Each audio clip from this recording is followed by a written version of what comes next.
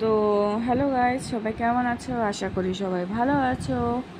আর এইটা হচ্ছে রাখি, মেয়ে বানিয়েছে হোমমেড রাখি, যেটা স্কুলেও সোমবার পরীক্ষা আছে জন্য প্র্যাকটিস করেছে। এগুলা ও বানিয়েছে। আর আমি দেখিয়েছিলাম এই রকম, এটা আমি বানিয়েছি, এটা আর এটা আমি করেছিলাম। তো এটাই তো খুব কঠিন, ও পারছে না আর কি এই ফুলগুলো করতে। ওর জন্য আর কি ওকে আমি দেখালাম যে এরকম সিম্পলই কর, সিম্পল করলেই যথেষ্ট ভালো। এভাবে এই যে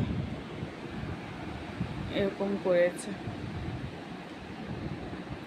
তো কেমন হয়েছে সবাই কমেন্টে জানিও।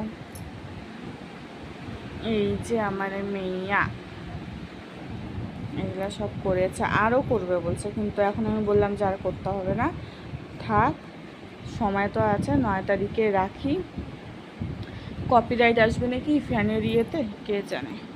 আর এইগুলো হচ্ছে আমি করেছি, এই রাখিগুলো আমি বানিয়েছি হাতে। তো টাটা।